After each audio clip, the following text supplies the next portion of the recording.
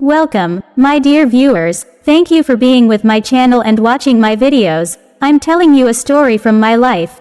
Watch this video to the end. You will understand what I'm telling you, so as not to miss my new videos. Do not forget to subscribe to the channel and leave your explanations in the comments. Then let's go. When I first saw my sister-in-law, Catherine, she seemed really nice and had attractive features. But as I wanted to be friends with her, that feeling changed when I noticed an older lady. I wondered if she was my brother's wife's mom. Things got awkward when my sister-in-law not only cut off my greeting, but also called me an old lady. After that, my days turned into a bit of a nightmare. I'm Catherine Johnson, a regular 30-year-old homemaker. Just 4 years ago, I had a job and was really into it. I don't mean to boast, but I was well liked at work, achieving a lot and earning respect from colleagues and clients. Bob, who is now my husband, was one of them. We used to meet often because of our work connections. Our friendship began at a party with Bob's company. He started talking to me because he had heard good things about me. Bob wanted to check if the rumors were true, so he joined a meeting with me. At first, he was unsure, but as we worked together, he liked my strong personality and lifestyle.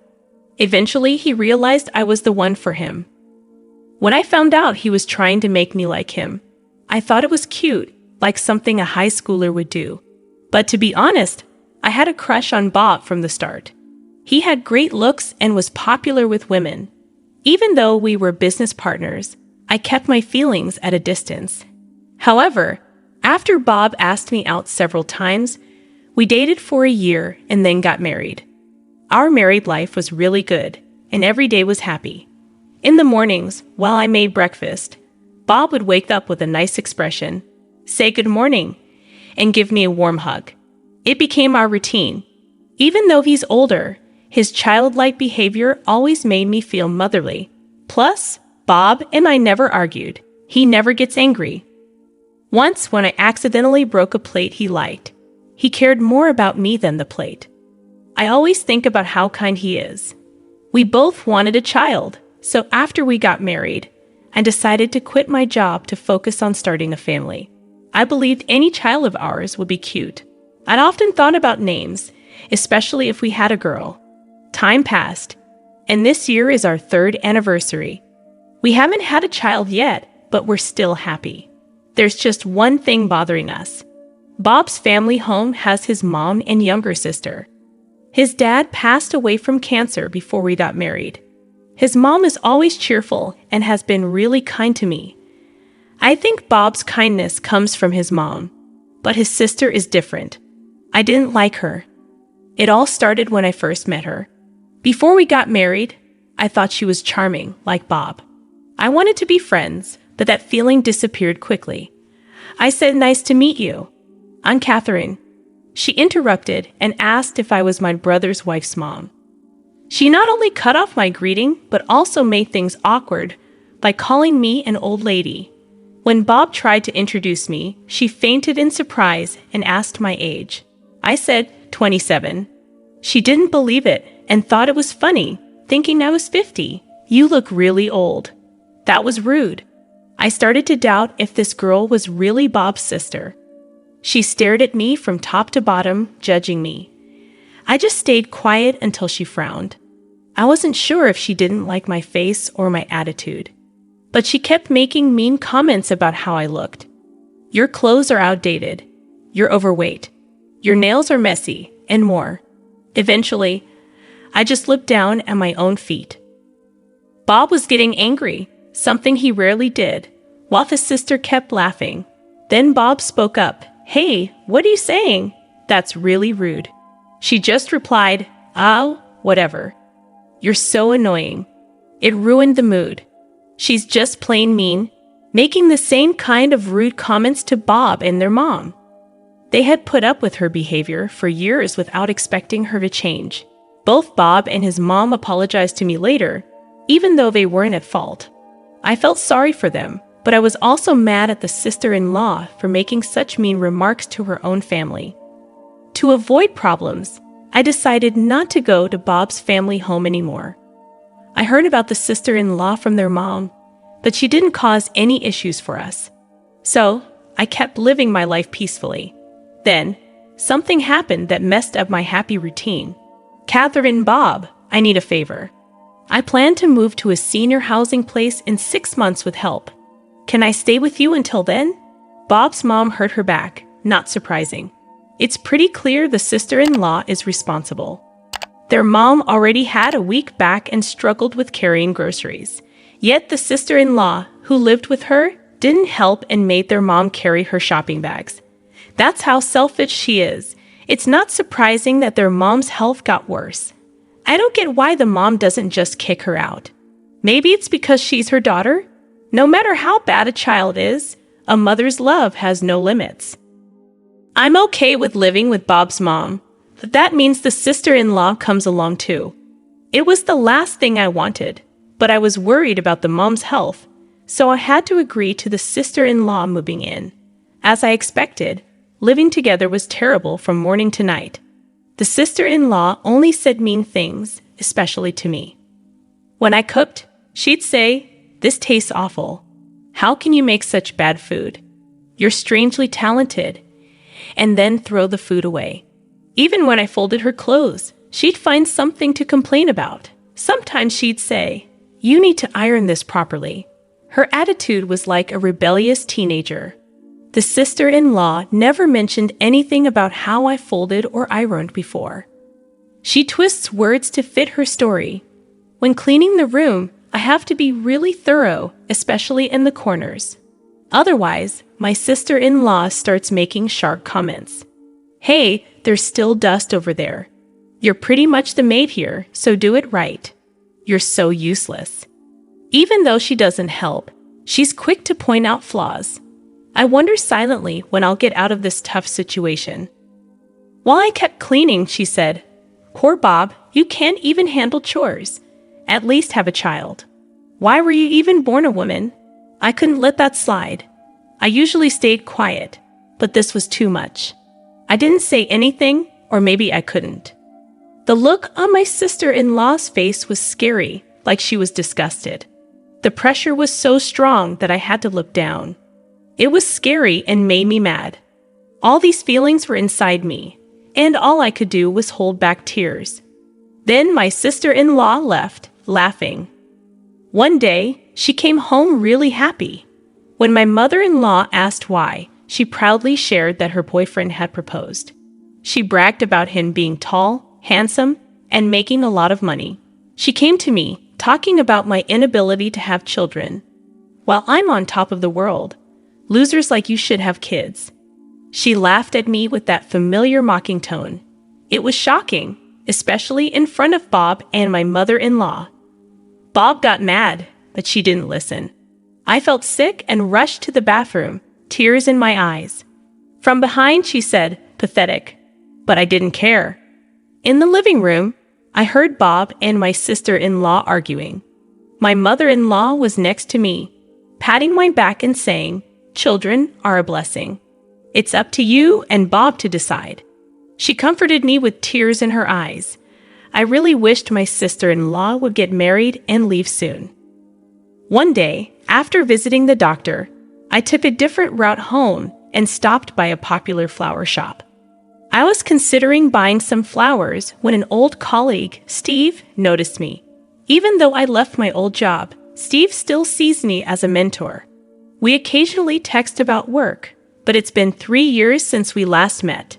We chatted for a bit, and he shared that he's getting married soon. They had a date planned later that day. I was curious about why he was at the flower shop, but it became clear when he talked happily about his girlfriend. It made me smile too. When it was time to go, Steve picked out flowers and went to pay. While waiting, I looked at the flowers, trying to decide which ones to buy. When Steve returned, he had 2 bouquets and gave one to me as a gift. "This is for you. It's baby's breath, and it means gratitude and happiness. I've always been thankful for you, Catherine. Please continue to be there for me." With that, Steve headed to the train station. Gratitude and happiness, huh?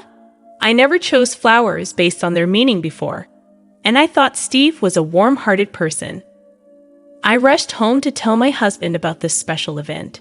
When I got home, my sister-in-law wasn't there. She had gone out. I put the baby's breath in a vase and made dinner with my mother-in-law. It felt nice to have some time with just the three of us after a long time. With my sister-in-law away, my mother-in-law enjoyed her favorite TV show that starts at 7 p.m. that night. I told my husband about the day, and we both went to bed happy. The next morning, my sister-in-law came home with a bouquet of roses and threw them at me. She said, "Put these in a vase," and then went to her room. When I tried to put the bouquet in a vase, most of the flowers were broken or torn, so I had to throw them away. I wondered how roughly she had handled them. I started feeling sorry for her boyfriend. After taking a closer look, I recognized the bouquet wrapping. When my sister-in-law changed into her home clothes, she started talking again. "I'm bringing my boyfriend over this Saturday. Make sure you dress decently, okay? Honestly, I wouldn't even want him to see you in your usual tacky outfits." Her words annoyed me, but the thought that my time with her would be short brought some relief. On the planned day, Bob and I were out shopping as my sister-in-law had asked. My mother-in-law texted to say that my sister-in-law's fiancé had arrived while we were away. She probably didn't want me to meet him. When we returned, the living room was busy. When I went to greet them, my sister-in-law gave me a nasty look. I'd accidentally made eye contact with the fiancé. After a brief look, my sister-in-law, seeming to dislike it, said, "Don't just stand there. The tea's gotten cold. Go get a fresh one." Her fiancé tried to help, but she stopped him.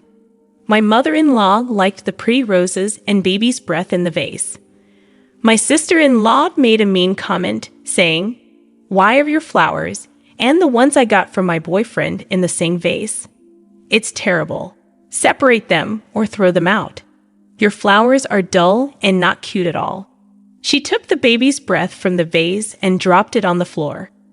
While I served the fresh tea and put the baby's breath in another vase, my sister-in-law kept making mean comments. Seemingly bothered by my silence, she purposefully spilled the tea I had just poured, making a mess on the floor.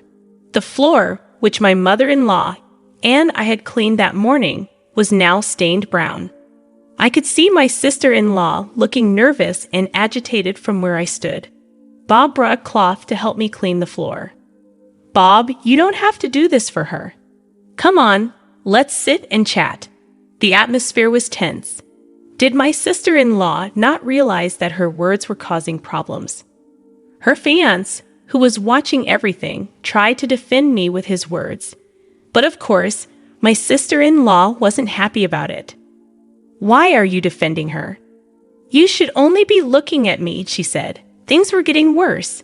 Isn't she your sister?" Her fiancé asked for clarification.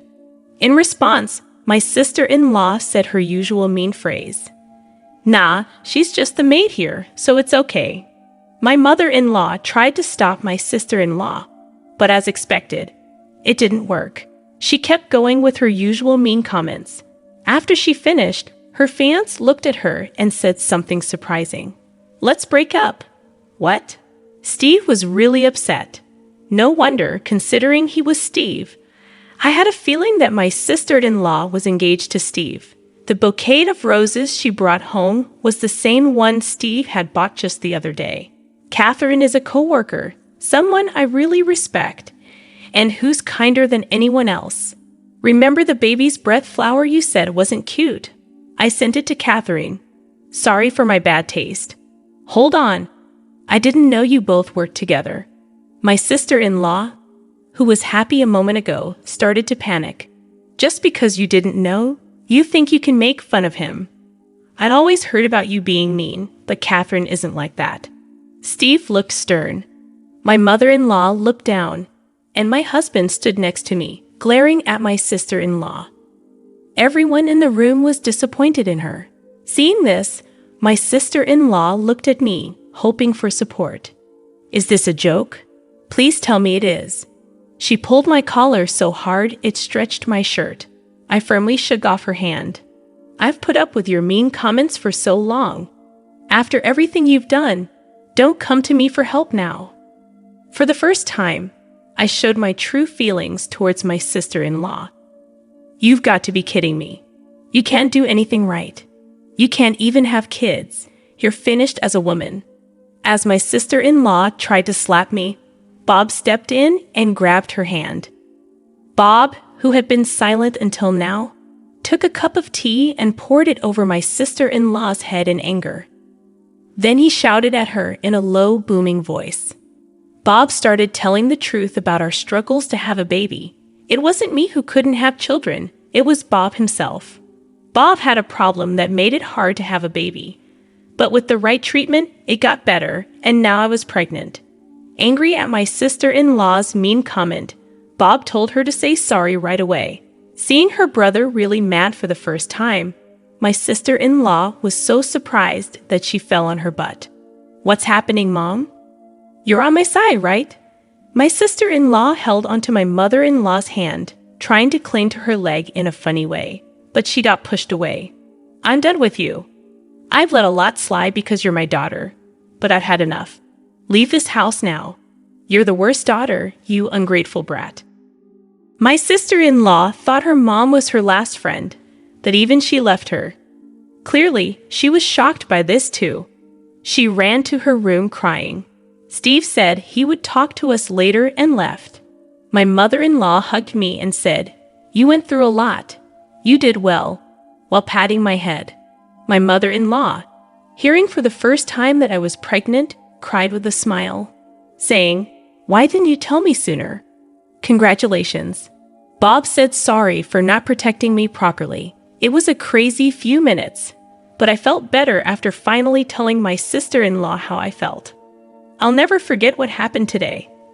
Later, my mother-in-law moved to a senior living place, and we sold a family home. Bob and I decided to move closer to her because we wanted her to see our child grow up. I haven't heard anything about my sister-in-law since then. After that, Bob made his sister leave the house, taking all her things with her. Nobody has been in touch with her, so we don't know where she is or what she's doing. Steve sent me a text saying he sent a letter and some flowers. A bouquet of baby's breath just arrived. I put it in a vase and started reading the letter.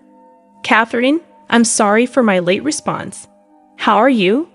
Congratulations on your pregnancy. It was such unexpected happy news that it even made me happy." The letter talked about his relationship with my sister-in-law.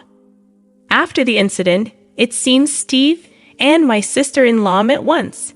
It came out later that my sister-in-law was seeing someone else too. Steve found out when the other man contacted him. They cut ties and aren't in touch anymore. If they had gotten married, he would have regretted it. The letter was full of gratitude. I should be thanking Steve, but he's really a sincere guy. I truly hope he finds happiness. The end of my sister-in-law, who bullied me a lot, was unexpected. Through all this, I learned that how you treat others comes back to you, whether it's good or bad. I hope my child grows up with kindness and understanding.